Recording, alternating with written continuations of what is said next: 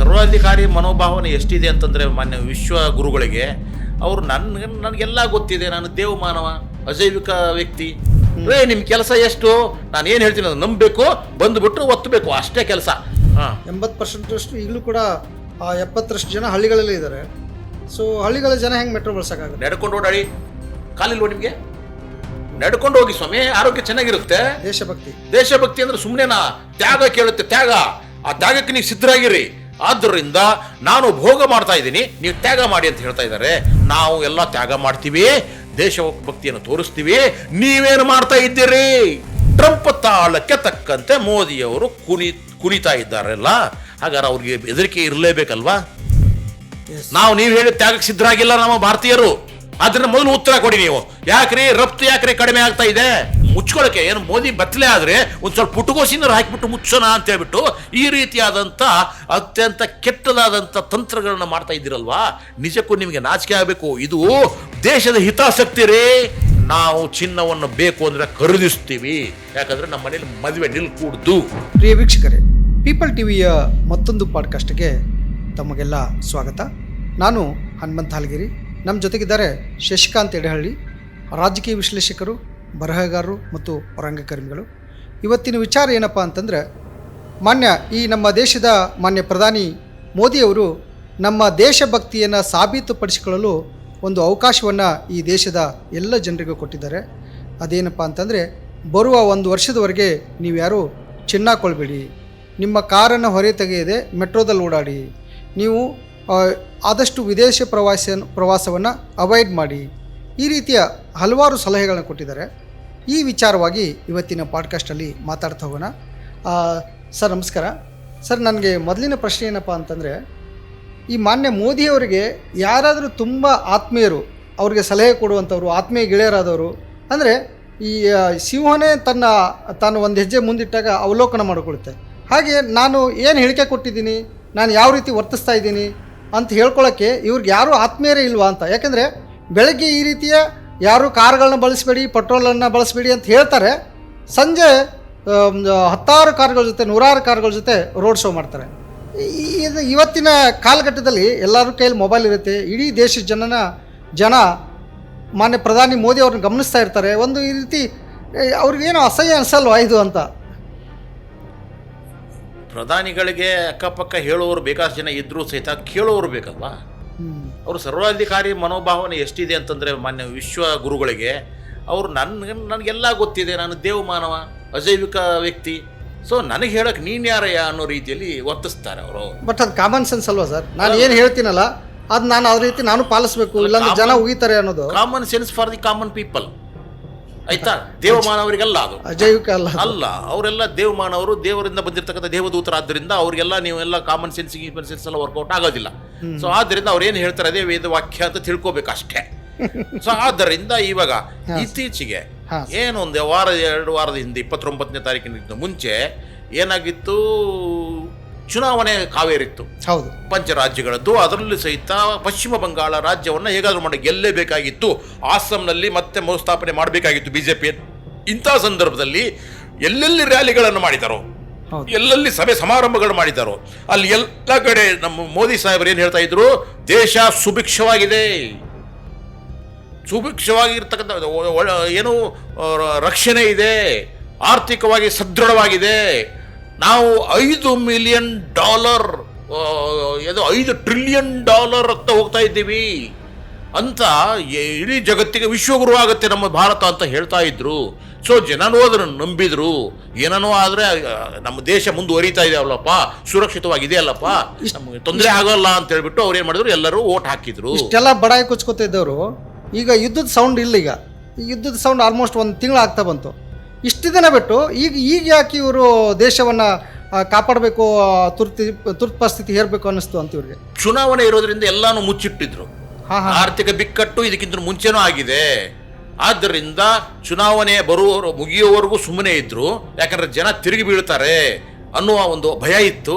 ಆದ್ದರಿಂದ ಚುನಾವಣೆ ಮುಗೀತು, ಓಟುಗಳು ಬಿತ್ತು, RS ಬಂದಾಯಿತು, ಸರ್ಕಾರವು ಬಂತು, ಹೊಸ ಮುಖ್ಯಮಂತ್ರಿಗಳು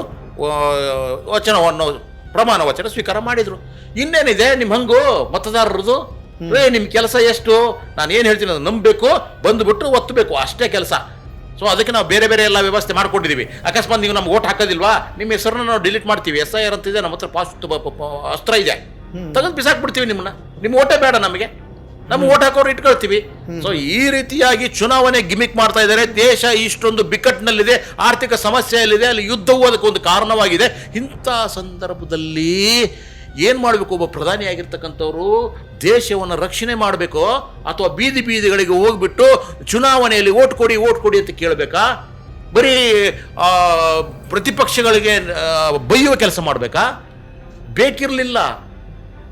ಆದರೆ ನಮ್ಮ ಪ್ರಧಾನಿಗಳು ಹಾಗಲ್ಲ. ಅವರು ಯಾವತ್ತೂ ಸಹಿತ ಚುನಾವಣೆ ಅಂದ್ರೆ ಭಾರಿ ಉತ್ಸಾಹ, ಅವರಿಗೆ ಉಲ್ಲಾಸ ಜಾಸ್ತಿ ಆಗೋಗ್ಬಿಡುತ್ತೆ. ಆದ್ದರಿಂದ ಎಲ್ಲ ಕಡೆಗೂ ಚುನಾವಣೆ ಅಂದರೆ ಹೋಗುವುದು, ಪ್ರಾಂಪ್ಟರ್ ಇಟ್ಕೊಂಡ್ಬಿಟ್ಟು ಭಾಷಣ ಮಾಡುವುದು, ಇದೇ ಕೆಲಸವನ್ನು ಮಾಡ್ತಾ ಬಂದಿದ್ದಾರೆ. ಆದರೆ ಅವರಿಗೆ ಆರ್ಥಿಕ ಬಿಕ್ಕಟ್ಟು ಆಗುತ್ತಾ ಇಲ್ಲ ಅನ್ನೋದು ಗೊತ್ತಾಗಬೇಕು.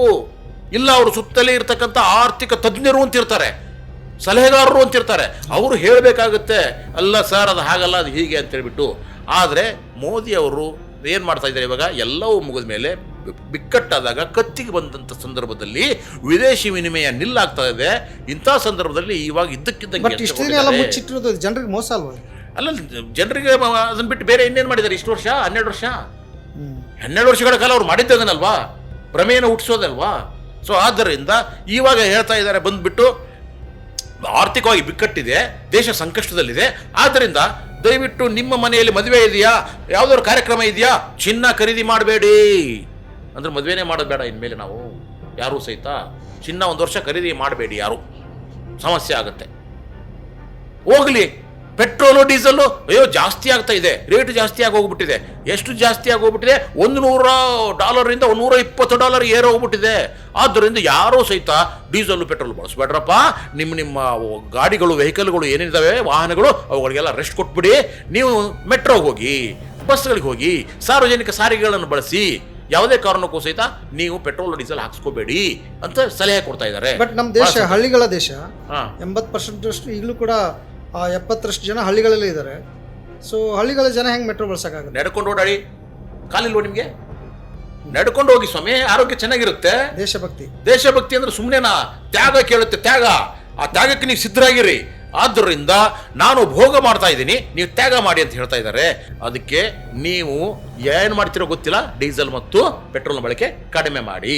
ಇದು 2ನೇದ್ದು. ಸೊ ಇದಾದ್ಮೇಲೆ ಮತ್ತಿನ್ನೊಂದು ಹೇಳ್ತಾರೆ, ನೀವು ಬೇರೆ ದೇಶಕ್ಕೆ ಹೋಗ್ಬೇಕಾಗಿದ್ಯಾ, ನಿಲ್ಲಿಸ್ಬಿಡ್ರಿ. ಬೇರೆ ಯಾವ ದೇಶಕ್ಕೆ ಹೋಗ್ಬೇಡ್ರಪ್ಪ, ನೋ ಸ್ಟಾಪ್, ಎಲ್ಲವನ್ನು ಇದನ್ನು ನಿಲ್ಲಿಸ್ಬಿಡಿ. ಆಮೇಲೆ ಎಣ್ಣೆ ಅಡಿಗೆ ಮಾಡ್ತೀರಾ ನಿಮ್ಮ ಮನೇಲಿ? ನಮ್ಮ ಪರವಾಗಿ ಅವರೇ ಎಲ್ಲ ದೇಶಗಳಿಗೆ ಓಡಾಡ್ತಾರೆ. ಅಡಿಗೆ ಮಾಡ್ತಿದ್ದೀರಾ? ಎಣ್ಣೆ ಹಾಕ್ತೀರಾ ನೀವು? ಕಡಿಮೆ ಮಾಡ್ರಿ. ಖಾದ್ಯ ತೈಲ ಅಂತಿದೆಯಲ್ವಾ, ಅಡಿಗೆ ಮನೆಯಲ್ಲಿ ಪ್ರತಿಯೊಬ್ಬರಿಗೂ ಬೇಕೇ ಬೇಕಲ್ವಾ, ಅದನ್ನು ಸಹಿತ ನೀವು ಮಿತ ಮಾಡಬೇಕು, ಕಡಿಮೆ ಮಾಡಬೇಕು, ಸಾಧ್ಯ ಆದರೆ ಬಿಟ್ಟೇ ಬಿಡಬೇಕು ಅಂತ ಹೇಳ್ತಾ ಇದ್ದಾರೆ ನಮ್ಮ ಪ್ರಧಾನಿಗಳು, ಮಾನ್ಯ ಪ್ರಧಾನಿಗಳು. ಅದಾದ್ಮೇಲೆ ನೋಡಿ ಹೇಳ್ತಾ ಇದ್ದಾರೆ, ಬಹಳ ಮುಖ್ಯವಾಗಿರ್ತಕ್ಕಂಥದ್ದು ಏನಂದ್ರೆ, ರೈತರು ಯಾರು ಸಹಿತ ರಸಗೊಬ್ಬರಗಳನ್ನು ಹೆಚ್ಚು ಬಳಸಬೇಡ್ರಪ್ಪ. ನಮ್ಮ ಭೂಮಿ ಹೇಗಾಗಿದೆ ಅಂತಂದ್ರೆ, ರಸಗೊಬ್ಬರಗಳನ್ನು ಹಾಕದಿದ್ರೆ ಬೆಳೆದೇ ನಿಲ್ಲಿಸ್ಬಿಟ್ಟಿದೆ. ಇವಾಗ ಅದು ಅಡಿಕ್ಟ್ ಆಗಿ ಹೋಗ್ಬಿಟ್ಟಿದೆ ನಮ್ಮ ಭಾರತದ ಭೂಮಿಗಳು. ಸೊ ರಸಗೊಬ್ಬರಗಳೇ ಬೇಕು. ನೀವು ಮತ್ತೆ ಏನಾದ್ರೂ ಸಾವಯವ ಗೊಬ್ಬರ ಅಂತಂದ್ರೆ ಆಗಲ್ಲ. ಶ್ರೀಲಂಕಾ ಸಹಿತ ಇದೇ ತರ ರಸಗೊಬ್ಬರವನ್ನು ಬಿಟ್ಟು ಸಾವಯವ ಗೊಬ್ಬರಕ್ಕೆ ಹೋಗ್ಬಿಟ್ಟು ದಿವಾಳಿ ಎದ್ದೋಗ್ಬಿಟ್ಟಿದೆ. ಅದೇ ರೀತಿಯಾಗಿ ಇಲ್ಲೂ ಸಾಧ್ಯ ಇಲ್ಲ. ಹಂಗ ರಸಗೊಬ್ಬರಗಳ ಕಷ್ಟ ಆಗುತ್ತೆ, ಅದನ್ನು ಬಳಸಬೇಡಿ ಅಂತಂದ್ರೆ ರೈತರು ದಿವಾಳಿ ಆಗಲ್ಲ, ಆತ್ಮಹತ್ಯೆ ಮಾಡ್ಕೊಂಡು ಸಾಯ್ತಾರೆ, ಬೆಳೆಗಳೇ ಬೆಳೆದೇನೆ. ಸೊ ಇಂಥ ಪರಿಸ್ಥಿತಿಯಲ್ಲಿ ನೀವು ರೈತರ ಹೊಟ್ಟೆ ಮೇಲೆ ಹೊಡಿತಾ ಇದ್ದೀರಾ. ಮದುವೆ ಆಗಿರ್ತಕ್ಕಂಥ ವಧುವರರು ಅವರು ಚಿನ್ನ ಖರೀದಿ ಮಾಡಬೇಡ ಅಂದ್ರೆ ಮದುವೆಗಳೇ ನಿಲ್ಲೋದಿಲ್ಲ, ನಿಂತೋಗ್ಬಿಡ್ತವೆ. ಬೇರೆ ಕಡೆ ಎಲ್ಲೂ ಹೋಗಾಗಿಲ್ಲ. ಮನೆಯಿಂದ ಕೆಲಸ ಮಾಡಿ ನೀವೆಲ್ಲರೂ ಸಹಿತ. ಮನೆಯಿಂದ ಎಲ್ಲರೂ ಯಾರು ಕೆಲಸ ಮಾಡ್ತಾರೆ? ಒಬ್ಬ ಪೇಂಟರ್ ಇದ್ದಾನೆ, ಒಬ್ಬನ ಟೈಲ್ಸ್ ಹಾಕೋನಿದ್ದಾನೆ, ಒಬ್ಬ ಇನ್ಯಾವನೋ ಇದ್ದಾನೆ. ನೀವು ಬರೀ IT ಇಂಡಸ್ಟ್ರಿಗಳು ಮಾತ್ರ ಯೋಚನೆ ಮಾಡ್ತಾ ಇದ್ದೀರಲ್ವಾ? ಬೇಕಾದಷ್ಟು ಜನ ಇದ್ದಾರಲ್ಲ, ಕೋಟ್ಯಾಂತರ ಜನ. ಅವರೆಲ್ಲರೂ ಸಹಿತ ಹೊರಗಡೆ ಹೋಗದೇ ಇದ್ರೆ, ಅವ್ರು 2 ವೀಲರ್ ತೆಗೆದೇ ಇದ್ರೆ, ಪೆಟ್ರೋಲ್ ಹಾಕ್ಸ್ಕೊಳ್ದೇ ಇದ್ದಿದ್ರೆ, ಅವರು ಹೇಗ್ರಿ ಬದುಕನ್ನು ಮಾಡೋದು? ಒಬ್ಬ ಆಟೋ ಡ್ರೈವರ್ ಕೆಲಸ ಮಾಡ್ತಾನೆ, ಇನ್ನೊಬ್ಬನ ಯಾವನೋ ಕೆಲಸ ಮಾಡ್ತಾನೆ, ಅವರೆಲ್ಲರಿಗೂ ಸಹಿತ ಪೆಟ್ರೋಲ್ ಡೀಸೆಲ್ ಬೇಕು. ಅವ್ರಿಗೂ ಹೊಟ್ಟೆಪಾಡಿದೆ, ಅವ್ರಿಗೊಂದು ಸಂಸಾರ ಇದೆ, ಅವ್ರಿಗೊಂದು ಕುಟುಂಬ ಇದೆ. ಅವುಗಳನ್ನು ಹೇಗೆ ಪಾಲನೆ ಮಾಡಬೇಕು? ಇದ್ರ ಬಗ್ಗೆ ಮೋದಿಗೆ ಒಂದು ಸ್ವಲ್ಪ ಪರಿಕಲ್ಪನೆ ಇದೆಯಾ? ಇಲ್ವಲ್ಲ. ಆದರೆ ಅವ್ರು ಕೇಳ್ತಾ ಇರೋದೇನೋ, ತ್ಯಾಗ ಮಾಡಿ. ಯಾಕಂದ್ರೆ ಇದು ದೇಶಭಕ್ತಿಯನ್ನು ನೀವೆಲ್ಲ ತೋರಿಸ್ಬೇಕು. ಯಾಕಂದ್ರೆ ದೇಶ ಸಂಕಟದಲ್ಲಿದೆ. ಬಹಳ ಸಂತೋಷ ಸರ್, ಆಯ್ತು, ನಾವು ಎಲ್ಲ ತ್ಯಾಗ ಮಾಡ್ತೀವಿ, ದೇಶಭಕ್ತಿಯನ್ನು ತೋರಿಸ್ತೀವಿ. ನೀವೇನು ಮಾಡ್ತಾ ಇದ್ದೀರಿ? ನೀವೇ ಹೇಳಿದ ಹಾಗೆ ಇಲ್ಲಿ ಈ ಒಂದು ಉಪದೇಶ ಕೊಟ್ಬಿಟ್ಟು ಗುಜರಾತಲ್ಲಿ ಹೋಗ್ಬಿಟ್ಟು ರೋಡ್ ಶೋ ಮಾಡ್ತಾರೆ. ಅಲ್ಲೆಲ್ಲ ಹೋಗ್ಬಿಟ್ಟು ಇದು ಏರ್ ಶೋ, ಏರೋಪ್ಲೇನ್ ಶೋಗಳು. ಅಲ್ಲಿ ಎಷ್ಟು ಲೀಟರ್ ಅದಕ್ಕೆ ಇಂಧನ ಹೋಗುತ್ತೆ ಗೊತ್ತಿಲ್ಲ. ಇವರು ಒಂದು ರೋಡ್ ಶೋ ಮಾಡಿದ್ರೆ ಇವ್ರ ಹಿಂದೆ ಒಂದು 100 ಕಾರ್ ಇರ್ತಾವಲ್ವಾ, ಆ ಕಾರುಗಳಿಗೆ ಹಾಕುವ ಪೆಟ್ರೋಲ್ ಡೀಸೆಲ್ ಎಲ್ಲಿಂದ ಬರುತ್ತೆ? ಅಪ್ಪ ಬಡವ ಅವನಿಗೆ ನೀನು ಬಳಸಬೇಡ ನೀನು ಬೈಕು ಅಂತ ಹೇಳ್ತೀರಿ. ಆದ್ರೆ ನೀವು ಮಾಡೋ ಕೆಲಸ ಏನು? ಅಗತ್ಯ ಇದೆಯಾ? ಇದೆಲ್ಲವೂ ಸಹಿತ ನಡೆನುಡಿ ಸಿದ್ಧಾಂತ ಆಗಬೇಕು. ನಡೆಯದ ಹಾಗೆ ನುಡಿಬೇಕು. ಇಲ್ಲಿ ಯಥಾ ರಾಜ ತಥಾ ಪ್ರಜಾ. ರಾಜ ಹೇಗಿರ್ತಾನೋ ಅವನು ಮಿತವ್ಯಯ ಮಾಡಿದರೆ ಪ್ರಜೆಗಳು ಮಿತವ್ಯಯ ಮಾಡ್ತಾರೆ. ಅವನು ದುಂದುಗಾರಿಕೆ ಮಾಡಿದರೆ ಇವರು ದುಂದುಗಾರಿಕೆ ಮಾಡ್ತಾರೆ. ಆದ್ದರಿಂದ ರಾಜನಾಗಿ, ದೊರೆಯಾಗಿ, ಪ್ರಧಾನಿಯಾಗಿ ಮೊದಲು ನೀನು ನಿಮ್ಮ ಬದುಕಿನಲ್ಲಿ ಅಳವಡಿಸಿಕೊಳ್ಳಿರಪ್ಪ ಮಿತವ್ಯಯವನ್ನ. ಆಮೇಲೆ ಬೇರೆಯವ್ರಿಗೆ ಹೇಳಿ, ಬೇಡ ಅನ್ನೋದಿಲ್ಲ. ಸೊ ಇಂಥ ಪರಿಸ್ಥಿತಿ ಇದ್ದಾಗ ಆಯ್ತು, ಈಗಿರ್ತಕ್ಕಂಥ ಆರ್ಥಿಕ ಬಿಕ್ಕಟ್ಟಿಗೆ ಕಾರಣ ಏನು? ಅದೇ ಈಗ ಯಾಕೆ ಈ ಪರಿಸ್ಥಿತಿಗೆ ಬಂತು? ಯಾಕೆ ದೇಶವನ್ನು ಈಗ ಯುದ್ಧ ನಿಂತು 1 ತಿಂಗಳ ನಂತರ ಇವಾಗ ಜನರನ್ನ ಎಚ್ಚರಿಸ್ತಾ ಇದ್ದಾರೆ? ಇದು ಅವ್ರು ಮಾಡಿದ ತಪ್ಪ ಅಥವಾ ಜನನೇ ದೇಶಭಕ್ತಿನ ವ್ಯಕ್ತಪಡಿಸ್ಬೇಕಾ ಅಂತ? ಮೊದಲು ಈ ಪರಿಸ್ಥಿತಿಗೆ ಕಾರಣ ಬರೀ ಯುದ್ಧವ ಅಥವಾ ಯುದ್ಧದ ಇದೆ ಅಂತ ಗೊತ್ತಿದ್ದು ನಾವು ಅದಕ್ಕೆ ತಯಾರಿ ಮಾಡಿಕೊಳ್ಳದೆ ಇರೋದಾ?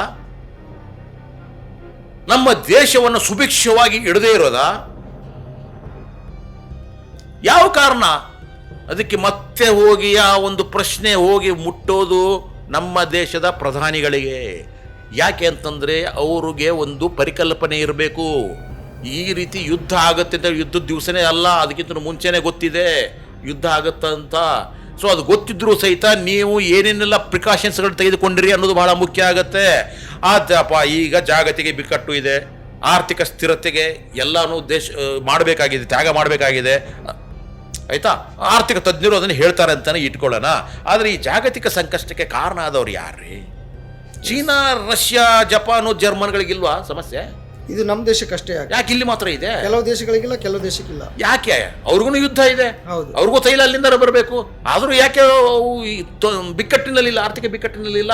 ಯಾಕೆಂದ್ರೆ ಅವರಿಗೆ ಮುಂದಾಲೋಚನೆ ಇತ್ತು. ಇಂಥ ಪರಿಸ್ಥಿತಿ ಬಂದಾಗ ಹೇಗೆ ನಾವು ಸಿದ್ಧವಾಗಿರ್ಬೇಕು ಅಂತ ಗೊತ್ತಿದೆ. ವಿದೇಶಿ ವಿನಿಮಯ ಅಂತ ಇರುತ್ತೆ. ವಿದೇಶಿ ವಿನಿಮಯಕ್ಕೆ ಸಂಬಂಧಪಟ್ಟ ಹಾಗೆ ಆ ಒಂದು ಏನು ಹೇಳ್ತೀವಿ ನಾವು, ಮೀಸಲು ಅಂತ. ಅಂದರೆ ಎನ್ನೇ ಕಷ್ಟ ಆದರೂ ಸರಿ ಒಂದು ಮೀಸಲುವಾಗಿರ್ತಕ್ಕಂಥದ್ದು ಇಡ್ತಾರೆ. ಅದಕ್ಕೆ 4x ರಿಸರ್ವ್ಸ್ ಅಂತಾರೆ. 4x ರಿಸರ್ವ್ಸ್ ಎಷ್ಟಿದೆ ನಿಮ್ಮದು? ಇಲ್ವಲ್ಲ. ಯುದ್ಧ 1 ವರ್ಷ ಆದರೂ ನೀವು ತಡ್ಕೊಳ್ಳೋ ಶಕ್ತಿ ಇದೆಯಾ ನಿಮಗೆ? ದೇಶವನ್ನು ನಿರ್ವಹಿಸ್ತೀರಾ? ಇಲ್ವಾ? ಇಲ್ಲ ಅಂತಂದರೆ ನೀವು ಒಬ್ಬ ಅಸಮರ್ಥವಾಗಿರ್ತಕ್ಕಂಥ ಪ್ರಧಾನಿ ಅಂತ ಹೇಳ್ಕೊಳ್ಳಿ, ಬೇಡ ಅನ್ನೋದಿಲ್ಲ.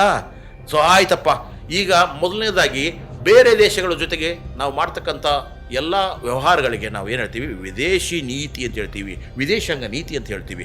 ಆ ವಿದೇಶಾಂಗ ನೀತಿ ನಮ್ಮ ಮೋದಿಯವರು ಸರೆಂಡರ್ ನೀತಿಯನ್ನು ಅನುಭವಿಸ್ತಾರೆ. ಸರೆಂಡರ್ ಅಂದರೆ ಶರಣಾಗತಿ ನೀತಿ.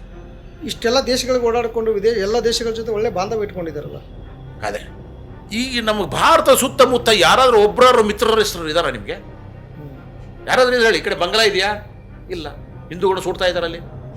ಪಾಕಿಸ್ತಾನ ಅಂತರೂ ನಮ್ಮ ಜನ್ಮ ಶಬ್ದ ವೈರಿ. ಚೀನಾ ಇದೆಯಾ? ಬಾರ್ಡರ್ ಸಮಸ್ಯೆ, ಅದಕ್ಕೂ ಇದಕ್ಕೂ ಸರಿ ಇಲ್ಲ. ಯಾವುದಿದೆ ಹೇಳಿ? ಮಾಲ್ಡೀವ್ಸು, ಅದಕ್ಕೂ ತಕರಾರು. ಸಣ್ಣ ಪುಟ್ಟ ದೇಶಗಳ ಯಾವುದಿದೆ? ರಷ್ಯಾದಲ್ಲೂ ಸಹಿತ ಈ ಸದ್ಯ ಅವ್ರಿಗೂ ಅಸಮಾಧಾನ ಇದೆ. ಯಾವ ದೇಶಕ್ಕೂ ಇಲ್ವಲ್ಲ. ಇರಾನು ಸಹಿತ ಅಸಮಾಧಾನವಾಗಿದೆ. ಸೊ ಎಲ್ಲ ದೇಶಗಳಿಂದ ಸಹಿತ ವಿದೇಶಾಂಗ ನೀತಿಯನ್ನು ನೀವು ಬಹಳ ಕೆಟ್ಟದಾಗಿ ನಿರ್ವಹಿಸಿದ್ದೀರಿ. ಅದಕ್ಕಿಂತಲೂ ಹೆಚ್ಚಾಗಿ ಅಮೇರಿಕದ ಜೊತೆಗೆ ಇರ್ತಕ್ಕಂಥ ನಿಮ್ಮ ಬಾಂಧವ್ಯ ಇದೆಯಲ್ಲ, ಸರೆಂಡರ್ ಬಾಂಧವ್ಯ ಇದೆಯಲ್ಲ, ಅದನ್ನ ಅದರ ಬಗ್ಗೆ ಮೊದಲು ಮಾತಾಡಿ. ನೀವು ಏನು ಸರೆಂಡರು?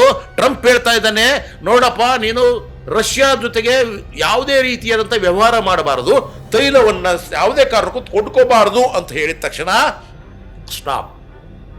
ಯಾಕೆಂದ್ರೆ ರಷ್ಯಾದವರು ಭಾರತಕ್ಕೆ ಅತ್ಯಂತ ಕಡಿಮೆ ಬೆಲೆಗೆ, ರಿಯಾಯಿತಿ ಬೆಲೆಗೆ ತೈಲವನ್ನು ಸಪ್ಲೈ ಮಾಡ್ತಾ ಇದ್ರು. ಅವರು ಕಡಿಮೆ ಮಾಡ್ತಾ ಇದ್ದಾರಲ್ವಾ, ಸಪ್ಲೈ ಮಾಡ್ತಾ ಇದ್ದಾರಲ್ಲ, ನಿಲ್ಲಿಸ್ಬಿಡಿ.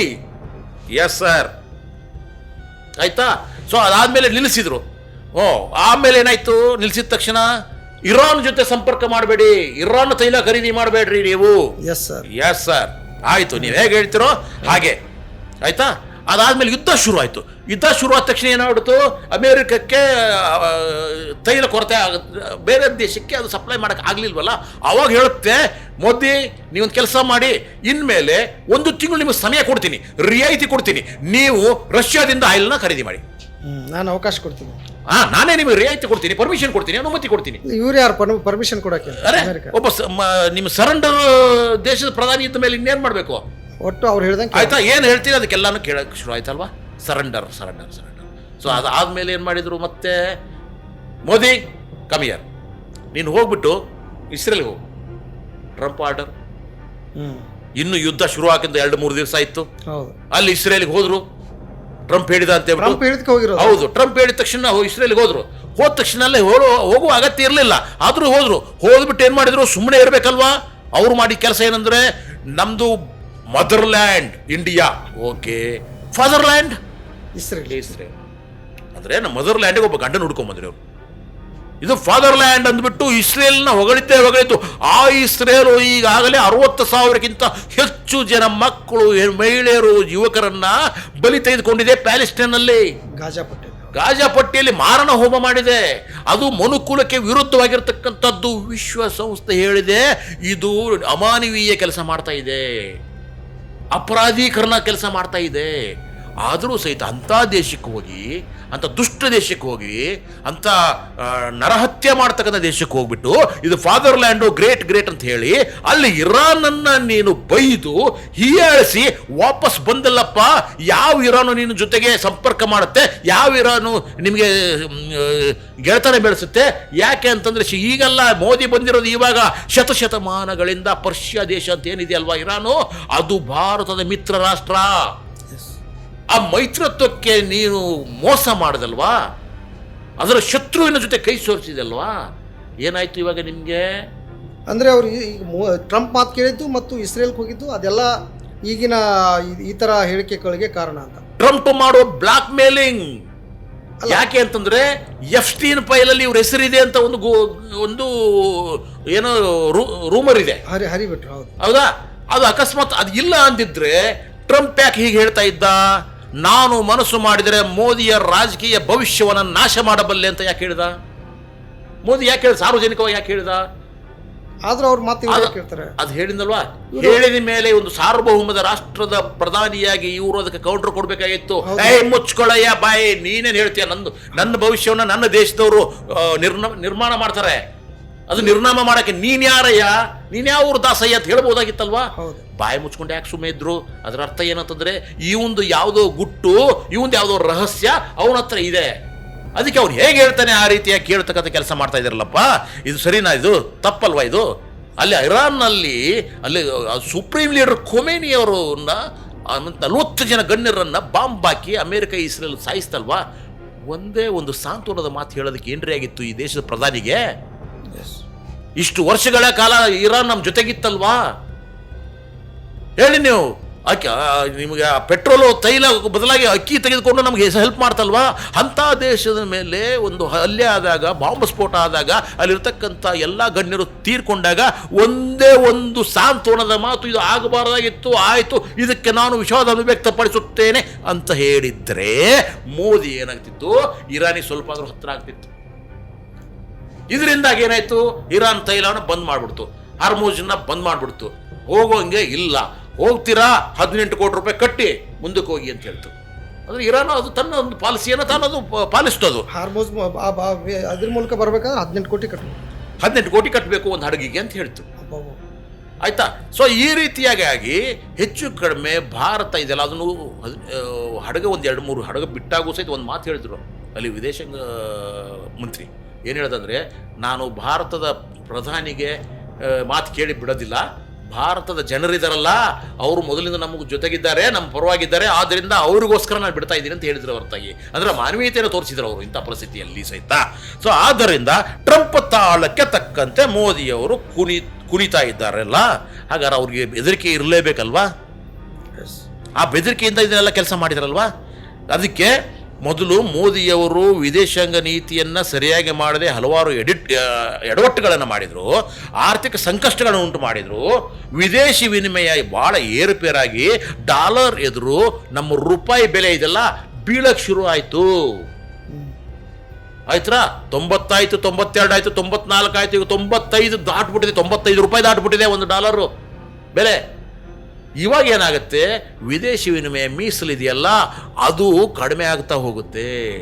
ಆಮೇಲೆ ಇನ್ನೊಂದು ಅಂದರೆ ಈ ಟ್ರಂಪ್ ಇದನ್ನಲ್ಲ, ಈ ಮೋದಿಯವ್ರನ್ನ ಹೇಗೆ ಆಡಿಸ್ತಾ ಇದ್ದಾರೆ ಅಂತಂದರೆ, ನೋಡೋ ನಾನು ಯಾಕೆ ಟ್ಯಾಕ್ಸ್ ನೀನು ಕಟ್ಟಬೇಕು ಅಂದರೆ ಅಮೇರಿಕದ ವಸ್ತುಗಳು ಏನು ಭಾರತಕ್ಕೆ ಬಂದರೆ ಆ ವಸ್ತುಗಳಿಗೆಲ್ಲರಿಗೂ ಸಹಿತ ನಾವು ಏನು ಮಾಡಬೇಕು, ಫ್ರೀಯಾಗಿ ಒಳಗಡೆ ಬಿಡಬೇಕು, ತೆರಿಗೆ ಹಾಕಬಾರ್ದು. ಭಾರತದವರು 1 ರೂಪಾಯಿ ಹಾಕಂಗಿಲ್ಲ, ಶೂನ್ಯ ತೆರಿಗೆ. ಅದೇ ಭಾರತದ ವಸ್ತುಗಳು ಅಮೇರಿಕಕ್ಕೆ ಹೋದರೆ 18% ಟ್ಯಾಕ್ಸ್ ಕಟ್ಟಬೇಕು. ಇದು ಯಾವ ನ್ಯಾಯ ಇದು? ನಿಮ್ದೊಂದು ದೇಶದ ನ್ಯಾಯ ಬೇರೆ, ನಮ್ದೊಂದು ದೇಶದ ನ್ಯಾಯ ಬೇರೆ.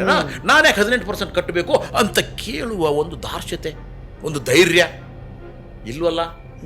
ಯಾಕೆ ಎಲ್ಲ ಮುಚ್ಕೊಂಡು ಈ ಚುನಾವಣೆ ಬಂದರೆ ಅಬ್ಬರಿಸಿ ಬಿಬ್ಬರಿತಿರಲ್ವಾ, ಆ ಮುಸ್ಲಿಮರ ತಕ್ಷಣ ಏನು ಉರಿತಿರಲ್ವಾ, ಇಂಥ ಕೆಲಸ ಮಾಡೋದ್ರ ಬದಲಾಗಿ ಆ ಟ್ರಂಪ್ ಅಂತಕ್ಕಂಥ ಒಬ್ಬ ಮನುಕುಲದ ವಿರೋಧಿ ಇದನ್ನಲ್ಲ, ಒಂದು ರೀತಿ ಸರ್ವಾಧಿಕಾರಿ ಇದನ್ನಲ್ಲ, ಅವನು ಹೇಳಿದ್ದಕ್ಕೆ ಯಾವತ್ತಾದರೂ ಸಹಿತ ನೀವು ವಿರೋಧ ವ್ಯಕ್ತಪಡಿಸಿದ್ದೀರಾ? ನೀವು ನೋ, ಇದು ತಪ್ಪು ಅಂತ ಹೇಳಿದ್ದೀರಾ?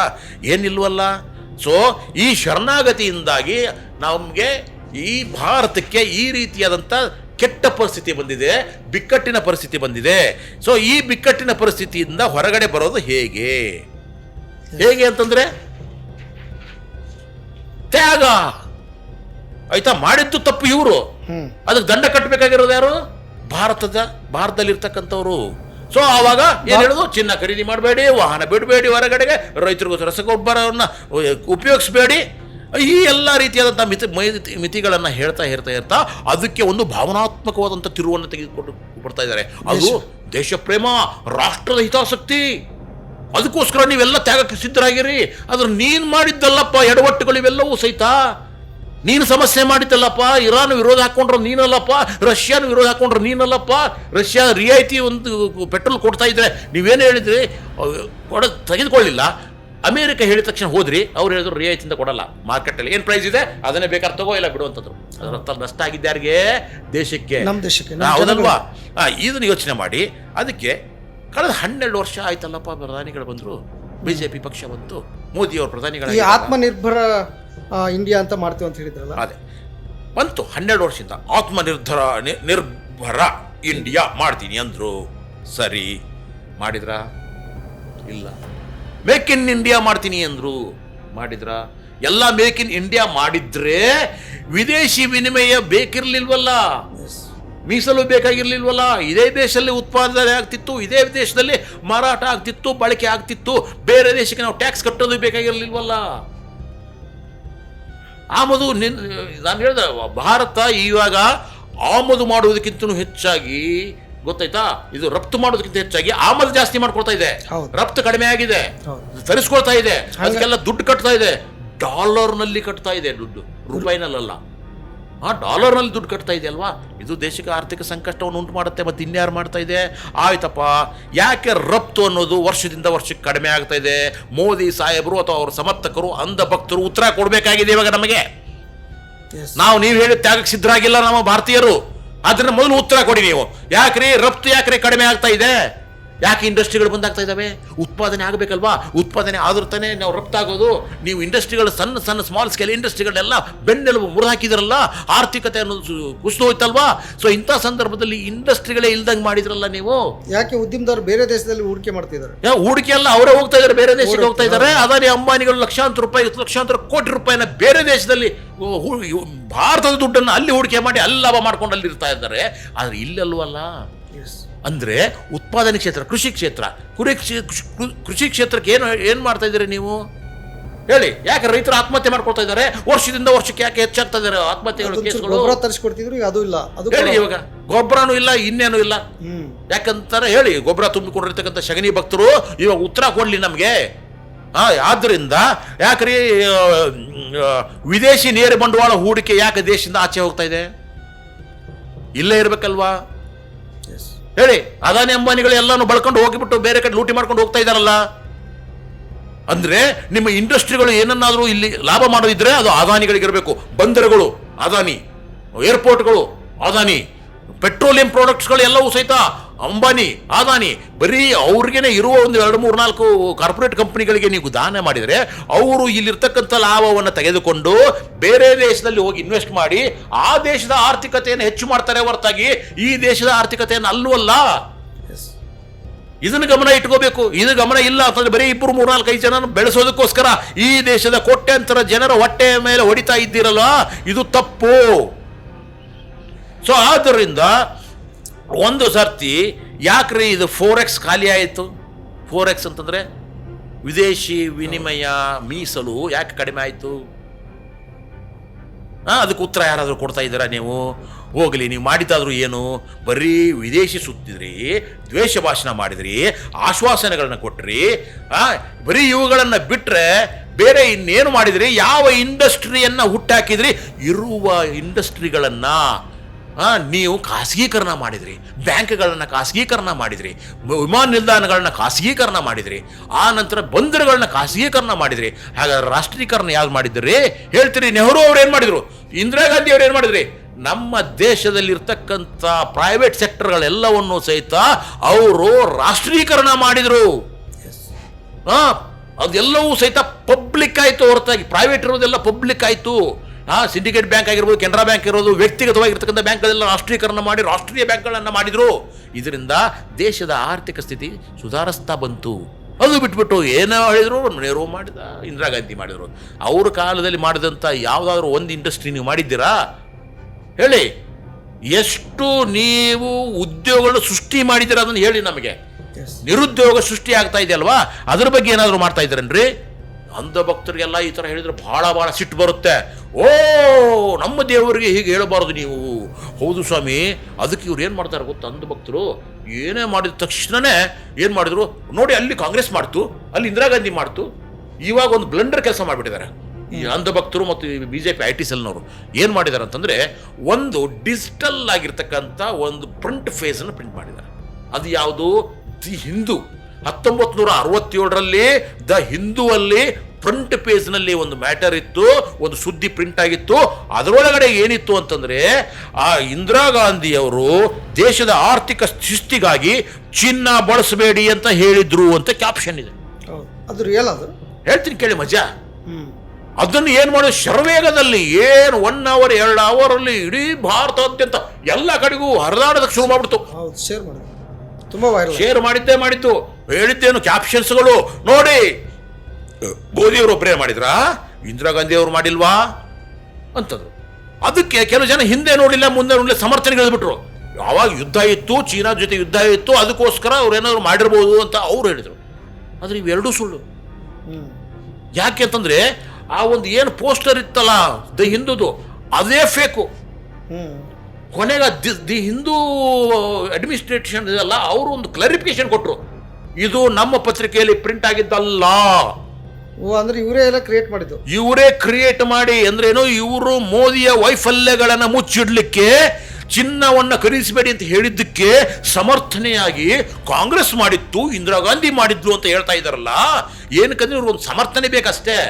ಆದರೆ ಮೂರ್ಖರ ಆಧುನಿಕ ಸಿಸ್ಟಮ್ ಹೇಗಿದೆ ಅಂತಂದ್ರೆ, ನೀವು ಏನನ್ನಾದರೂ ಫೇಕ್ ಮಾಡಿ ಅದು ಇಮಿಡಿಯೇಟಾಗಿ ಗೊತ್ತಾಗುತ್ತೆ ನಮಗೆ.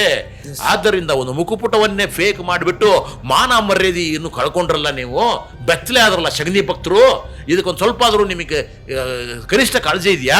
ನಿಮಗಿರೋದಿಷ್ಟೇ, ಮೋದಿ ಅನ್ನೋ ಒಂದು ತಲೆಯಲ್ಲಿ ತುಂಬಿಕೊಂಡಿದೆ, ತಲೆಯಲ್ಲಿ ಬರೀ ಸಗಣಿ ತುಂಬಿಕೊಂಡಿದೆ. ಇಂಥ ಸಂದರ್ಭದಲ್ಲಿ ಅವ್ರನ್ನ ಮುಚ್ಕೊಳ್ಳೋಕೆ ಏನು, ಮೋದಿ ಬೆತ್ತಲೆ ಆದರೆ ಒಂದು ಸ್ವಲ್ಪ ಪುಟಗೋಸಿನಾರು ಹಾಕಿಬಿಟ್ಟು ಮುಚ್ಚೋಣ ಅಂತ ಹೇಳ್ಬಿಟ್ಟು ಈ ರೀತಿಯಾದಂಥ ಅತ್ಯಂತ ಕೆಟ್ಟದಾದಂಥ ತಂತ್ರಗಳನ್ನ ಮಾಡ್ತಾ ಇದ್ದೀರಲ್ವಾ. ನಿಜಕ್ಕೂ ನಿಮಗೆ ನಾಚಿಕೆ ಆಗಬೇಕು. ಇದು ದೇಶದ ಹಿತಾಸಕ್ತಿ ರೀ, ಮೋದಿ ಹಿತಾಸಕ್ತಿ ಅಲ್ಲ. ಇಲ್ಲಿ ವ್ಯಕ್ತಿ ಬೇಕಾಗಿಲ್ಲ ನಮಗೆ ಬೇಕಾಗಿರೋದು ದೇಶ, ಭಾರತ ದೇಶ, ಭಾರತದಲ್ಲಿರ್ತಕ್ಕಂಥ ಎಲ್ಲರ ಸಮಗ್ರ ಹಿತಾಸಕ್ತಿ. ಅದನ್ನು ಬಿಟ್ಬಿಟ್ಟು ನೀವು ಮಾಡ್ತಾ ಇದ್ದೀರಲ್ಲ, ಏನ್ರಿ ಮಾಡ್ತಾ ಇದ್ದೀರಾ? ಮೋದಿಯವರ ಸಮರ್ಥ ನಾಯಕತ್ವದಲ್ಲಿ ಭಾರತ ಜಗತ್ತಿನ 3ನೇ ಆರ್ಥಿಕ ಶಕ್ತಿಯಾಗಿ ಹೋಗ್ಬಿಟ್ಟಿದೆ ಅಂತ ಹೇಳ್ತೀರಾ. 5 ಟ್ರಿಲಿಯನ್. ಅದೊಂದು ಎಲ್ಲ ಕಡೆ ಹರಿದಾಡ್ತಾ ಇದೆ. ಭಾರತ ಈಗ 3ನೇ ಆರ್ಥಿಕ ಶಕ್ತಿ ಅಂತ ಎಲ್ಲ ಬೋಗಸ್ ಸೃಷ್ಟಿಗಳು. ಮತ್ತೆ ಮೇನ್ ಮೀಡಿಯಾಗಳೆಲ್ಲ ಅದನ್ನೆಲ್ಲ ಸುದ್ದಿ. ನಾನು ಹೇಳಿದೆ ಮೇನ್ ಮೀಡಿಯಾಗಳು ಅಂದ್ರೆ ಯಾರು? ಗೋಧಿ ಮೀಡಿಯಾ ಮಾಲಕರು ಯಾರು? ಎಲ್ಲರೂ ಸಹಿತ ಮೋದಿ ಭಕ್ತರು. ಬಂಡವಾಳಶಾಹಿಗಳು, ಕಾರ್ಪೊರೇಟ್ಗಳು, ಅದಾನಿ ಅಂಬಾನಿಗಳದ್ದು ಎಷ್ಟು ಚಾನಲ್ಗಳಿದಾವೆ, 20-30 ಚಾನಲ್ಗಳನ್ನ ಇಟ್ಕೊಂಡಿದ್ದಾರೆ ಅವರೆಲ್ಲರೂ ಸಹಿತ. ಸೊ ಅವ್ರು ಏನು ಮಾಡ್ತಾ ಇದ್ದಾರೆ, ಅಲ್ಲಿರ್ತಕ್ಕಂಥ ಕೆಲಸ ಮಾಡೋರು ಅವರು ಮಾಲೀಕರ ವಿರುದ್ಧ ಬರೆಯೋಕ್ಕಾಗತ್ತಾ? ಅವ್ರು ಏನು ಹೇಳ್ತಾರ ಅದನ್ನು ಮಾಡ್ತಾರೆ. ಮೋದಿ ಬಂದ ಪ್ರಚಾರ ಮಾಡಿ, ಪ್ರಚಾರ ಶುರು. ಮೋದಿ ಒಂದು ಮಾತು ಹೇಳ್ದ, ಪ್ರಚಾರ ಮಾಡಿ 24/7. ಅದೇ ಮೋದಿ ಶ್ರೀ ಆಶ್ರಮಕ್ಕೆ ಬಂದರು, ಹೇಳಿದ್ರು, ಅವಾಗ ಏನು ಮಾಡೋದು, ಅದನ್ನೇ ಹೇಳೋದು. ಮೋದಿ ಚಿನ್ನ ಮಾರಬೇಡಿ ಅಂತ ಹೇಳ್ದ, ಚಿನ್ನ ಇದನ್ನು ಕೊಂಡ್ಕೋಬೇಡಿ ಅಂತ ಹೇಳ್ದ. ಶುರುವಾಪ ಇವ್ರದು. ಹೌದು, ವಿದೇಶಿ ವಿನಿಮಯ ಪ್ರಾಬ್ಲಮ್ ಆಗುತ್ತೆ, ಯುದ್ಧ ನಡೀತಾ ಇದೆ, ದೇಶ ತ್ಯಾಗ ಕೇಳ್ತಾ ಇದೆ, ಆದ್ದರಿಂದ ದೇಶಭಕ್ತಿ ಇರೋರೆಲ್ಲರೂ ಸಹಿತ ಅವ್ರೇನು ಹೇಳಿದಾರೋ ಮೋದಿಯವರು ಆ ರೀತಿ ಮಾಡಬೇಕು ಅಂತ ಹೇಳ್ತಾ ಇದ್ರಲ್ಲ ಸ್ವಾಮಿ. ಮೋದಿ ಮೀಡಿಯಾಗಳು ಇವೆಲ್ಲ. ಈ ಗೋಧಿ ಮೀಡಿಯಮ್ಗಳಿಗೆ ಒಂದು ಸ್ವಲ್ಪ ಅದ್ರ ತಲೆ ಇದೆನ್ರಿ, ಬರೇ ಅವರು ಮಂಡಿ ಮೇಲೆ ಊರು ಅಂತಂದ್ರೆ ಮಲ್ಕೊಂಡೇ ಬಿಡ್ತಾರಲ್ರಿ ಇವರೆಲ್ಲರೂ ಸಹಿತ. ಆದ್ದರಿಂದ ನೀವು ಮೋದಿಯ ಸಮಸ್ತ ಅಂಧಭಕ್ತರು, ಸಂಘ ಪರಿವಾರದ ಅಂಗಾಂಗಗಳು ಬೇಕಂದ್ರೆ ತ್ಯಾಗ ಮಾಡಲಿ.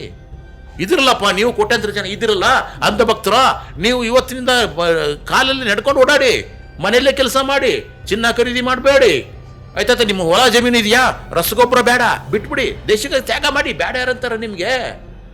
ಸೊ ಆದ್ದರಿಂದ ಎಲ್ಲಿ ಎಷ್ಟು ಜನ ಅಂಧಭಕ್ತರಿದ್ದೀರೋ, ಎಷ್ಟು ಜನ ಮೋದಿ ಭಕ್ತರಿದ್ದೀರೋ, ಎಷ್ಟು ಜನ ಸಂಘ ಪರಿವಾರದ ಅಂಗಗಳು ಇದ್ದೀರಲ್ವಾ, ನೀವು ಎಲ್ಲರೂ ಸಹಿತ ಮೊದಲು ಏನು 7 ಸಪ್ತ ಸೂತ್ರಗಳನ್ನು ಹೇಳಿದಾರಲ್ಲ ಮೋದಿಯವರು, ಅದನ್ನು ನಾಳೆಯಿಂದ ಮಾಡಿ ತೋರಿಸಿ. ಆಕಸ್ಮಿಕವಾಗಿ ನೀವು ಯಾರಾದರೂ ನಿಮ್ಮ ಗಾಡಿಯನ್ನು ಬಳಸಿದರೆ, ನೀವು ಸಾರ್ವಜನಿಕ ಸಾರಿಗೆ ವ್ಯವಸ್ಥೆಯನ್ನು ಬಿಟ್ಟು ಬೇರೆ ಏನಾದರೂ ಬಳಸಿದರೆ, ನೀವೇನೋ ರಸಗೊಬ್ಬರ ನಿಮ್ಮ ಜಮೀನಿಗೆ ಹಾಕಿದರೆ, ಚಿನ್ನ ಏನಾದರೂ ಖರೀದಿ ಮಾಡಿದರೆ, ನೀವು ಮೋದಿ ಭಕ್ತರಲ್ಲ, ಅವರು ಹೇಳಿದ್ದನ್ನು ವಿರೋಧಿಸಿದಂಥವ್ರು ನೀವು. ಆದ್ದರಿಂದ ಅವರು ಹೇಳಿದ ಹಾಗೆ ದೇಶ ಈಗ ಸಂಕಷ್ಟದಲ್ಲಿದೆ ಸ್ವಾಮಿ, ತ್ಯಾಗ ಕೇಳ್ತಾ ಇದೆ. ಅವರು ಮಾಡಿದಂಥ ತಪ್ಪಿನಿಂದಾಗಿ ನಾವು ಭಾರತೀಯರು ತಲೆ ಕೊಡಕ್ಕೆ ಸಿದ್ಧರಾಗಿಲ್ಲ. ನೀವು ಮೋದಿ ಭಕ್ತರು ನೀವೆಲ್ಲರೂ ಸೇರಿಬಿಟ್ಟು ಅವರು ಹೇಳಿದ ಹಾಗೆ ನಡ್ಕೊಳ್ಳಿ, ವಿದೇಶಿ ವಿನಿಮಯ ಜಾಸ್ತಿ ಮಾಡಿ, ಬೇಡ ಅನ್ನೋದಿಲ್ಲ. ಈ ದೇಶಕ್ಕೆ ದೇಶಭಕ್ತಿಯನ್ನು ತೋರಿಸಿ, ರಾಷ್ಟ್ರೀಯ ಹಿತಾಸಕ್ತಿಯನ್ನು ತೋರಿಸಿ.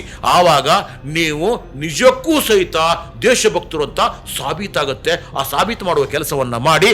ಯಾವುದೇ ಕಾರಣಕ್ಕೂ ಸಹಿತ ಈ ಒಂದು ಪ್ರಭುತ್ವ ಅಂತ ಏನಿದೆಯೋ ನಮ್ಮದು, ಈ ನಮ್ಮ ಮೋದಿಯವರು ಏನು ಪ್ರಭುಗಳಾಗಿದ್ದಾರೋ ಅಂಥ ಪ್ರಭುತ್ವದ ಆರ್ಥಿಕ ವೈಫಲ್ಯದ ಹೊಣೆಯನ್ನು ನಮ್ಮ ಮೇಲೆ ಹೊರಿಸಬೇಡಿ.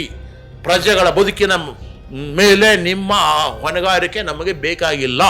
ಆದ್ದರಿಂದ ನಿಮ್ಮ ಉಪದೇಶವೂ ಬೇಡ. ಉಪದೇಶ ಮಾಡಿದರೆ ಆ ರೀತಿ ನೀವು ನಡ್ಕೊಂಡಿದ್ದೀರಾ, ಮೊದಲು ಅದು ನಡ್ಕೊಳ್ಳಿ. ನೀವು ಮಿತವ್ಯಯವನ್ನು ಮಾಡಿ, ಆನಂತರ ಬೇರೆಯವರಿಗೆ ಹೇಳಿ. ಆದ್ದರಿಂದ ನಾವು ಚಿನ್ನವನ್ನು ಬೇಕು ಅಂದರೆ ಖರೀದಿಸ್ತೀವಿ, ಯಾಕಂದರೆ ನಮ್ಮ ಮನೇಲಿ ಮದುವೆ ನಿಲ್ಕೂಡ್ದು. ನನ್ನ ಜಮೀನಿನಲ್ಲಿ ಬೆಳೆಗಳು ಬೆಳೆಯದೆ ನಿಲ್ಬಾರ್ದು, ಒಣಗಬಾರ್ದು. ನಾನು ರಸಗೊಬ್ಬರಗಳನ್ನ ಹಾಕ್ತೀನಿ, ಆಯ್ತಾ? ಅದು ನನ್ನ ಹಕ್ಕು. ಸೊ ಈ ಪೆಟ್ರೋಲು ಡೀಸೆಲ್ಲು ನನ್ನ ಗಾಡಿಗೆ ಬೇಕು, ನಾನು ಹೋಗಬೇಕು, ಹಾಕ್ತೀನಿ. ಏರಿಸ್ತೀರಾ? ಎಷ್ಟು ಏರಿಸ್ತೀರಾ ಸ್ವಾಮಿ? ಏರಿಸಿ. ನೀವೊಂದು ಕೆಲಸ ಮಾಡಿ, ಎಲ್ಲ ಅಂಧಭಕ್ತರಿಗೂ ಒಂದೊಂದು ಪಾಸ್ ಕೊಟ್ಬಿಡಿ. ಆ ಅಂಧಭಕ್ತರಿಗೆ ಮಾತ್ರ 500 ರೂಪಾಯಿ ಪೆಟ್ರೋಲ್ ಮಾಡಿ, ಬೇಡ ಅನ್ನೋದಿಲ್ಲ ನಾನು. ಅವ್ರ ಫಾಲೋವರ್ಸ್ ಅವ್ರ ರಸಗೊಬ್ಬರ ಕೊಡಬೇಡಿ, ಅವ್ರಿಗೆ ಯಾರಿಗೂ ಚಿನ್ನ ಕೊಡಬೇಡಿ, ಬೇಡ ಅನ್ನೋದಿಲ್ಲ ರೀ. ಒಂದು ಸ್ಟೇಟ್ಮೆಂಟಿಂದ ಏನಾಗಿದೆ ಗೊತ್ತಾ ನಿಮಗೆ? ನಿನ್ನೆ 6 ಲಕ್ಷ ಕೋಟಿನೋ 8 ಲಕ್ಷ ಕೋಟಿ ರೂಪಾಯಿ ಶೇರ್ ಮಾರ್ಕೆಟ್ ಬಿದ್ದೋಗಿದೆ ಗೊತ್ತಾ ನಿಮಗೆ? ಎಷ್ಟೊಂದು ಹೂಡಿಕೆದಾರರಿಗೆ ನಷ್ಟ ಆಗಿದೆ ಗೊತ್ತಾ? ಬರೀ ಒಂದು ಹೇಳಿಕೆಯಿಂದ. ಚಿನ್ನದ ಅಂಗಡಿಗಳು ಮುಚ್ತಾ ಇದ್ದಾವೆ ಗೊತ್ತಾ? 50 ಲಕ್ಷ ಜನ ಚಿನ್ನದ ಅಂಗಡಿ ಮತ್ತು ಅದ್ರ ಬೈ ಪ್ರಾಡಕ್ಟ್ ಅಲ್ಲಿ ಕೆಲಸ ಮಾಡ್ತಾರಲ್ಲ, 50 ಲಕ್ಷ ಜನರ ಹೊಟ್ಟೆಪಾಡು ಏನಾಗುತ್ತೆ ಅಂತ ಗೊತ್ತಾ ನಿಮಗೆ? ಇಲ್ವಲ್ಲ. ಅಂದರೆ ನಿಮ್ಗೆ ಬರೀ ಒಂದು ಸ್ಟೇಟ್ಮೆಂಟ್ ಮಾಡೋದು ಗೊತ್ತು, ಅದರ ಆಗ್ತಕ್ಕಂಥ ಅನಾಹುತಗಳ ಬಗ್ಗೆ ನಿಮ್ಗೆ ಯಾವತ್ತೂ ಅರಿವಿಲ್ಲ. ಆದ್ದರಿಂದ ಅಂಧಭಕ್ತರಿಗೆ ವಿದೇಶಿ ವಿನಿಮಯ ಅಂದರೆ ಗೊತ್ತಿಲ್ಲ, ರಫ್ತು ಆಮದು ಅಂದರೆ ಗೊತ್ತಿಲ್ಲ, ಅವ್ರಿಗೆ ಇದು ಯಾವುದೂ ಬೇಕಾಗಿಲ್ಲ. ಅವ್ರ ತಲೆಯಲ್ಲಿ ಇರೋದು ಒಂದೇ, ಮೋದಿ ಮೋದಿ ಮೋದಿ. ಆಯ್ತಾ ಸ್ವಾಮಿ? ಮೋದಿಯ ನಾಮ ಜಪವನ್ನು ಮಾಡ್ತಾ ಕೂತ್ಕೊಳ್ಳಿ. ಆದರೆ ನಮ್ಮ ದೇಶಕ್ಕೆ ಮೋದಿಯವರಿಂದ ಹಾನಿ ಆದರೆ ಅದನ್ನು ವಿರೋಧಿಸಬೇಕಂತ ನಮ್ಮ ಕೆಲಸ, ನಾವು ವಿರೋಧಿಸ್ತೀವಿ. ನೀವು ಪಾಲಿಸಬೇಕು ಅಂದರೆ, ಬೆಂಬಲಿಸಬೇಕು ಅಂತಂದರೆ ಅವ್ರೇನು ಹೇಳಿದಾರಲ್ಲ ಅದನ್ನು ಮಾಡಿ ತೋರಿಸಿ, ಆ ನಂತರ ಮಾತಾಡಿ. ಇದು ಈ ಸದ್ಯದ ನಮ್ಮ ದೇಶದ ಲೇಟೆಸ್ಟ್ ಪರಿಸ್ಥಿತಿಯಾಗಿದೆ. ಎಸ್, ಪ್ರಿಯ ವೀಕ್ಷಕರೇ, ಮಾನ್ಯ ಮೋದಿಯವರು ಏನು ಈ ರೀತಿ ಹೇಳಿಕೆಗಳನ್ನ ಕೊಡುವ ಮೂಲಕ ಜನರ ಹಕ್ಕುಗಳನ್ನು ಕಸಿತಾ ಇದ್ದಾರೆ, ಪ್ರಜೆಗಳ ಹಕ್ಕುಗಳನ್ನ ಕಸಿತಾ ಇದ್ದಾರೆ. ಇದು ಪ್ರಜಾಪ್ರಭುತ್ವ ವ್ಯವಸ್ಥೆಯನ್ನು ವಿರೋಧಿಸುವಂಥದ್ದು. ಆದ್ದರಿಂದ ಮಾನ್ಯ ಮೋದಿಯವರು ಜನರ ಹಕ್ಕುಗಳನ್ನ ಕಸಿಯುವ ಬದಲು ಅದನ್ನ ಬಲಪಡಿಸುವ ಕೆಲಸ ಮಾಡಲಿ ಅಂತ ಆಶಿಸ್ತಾ ಈ ಪಾಡ್ಕಾಸ್ಟನ್ನು ಮುಗಿಸೋಣ. ಧನ್ಯವಾದಗಳು.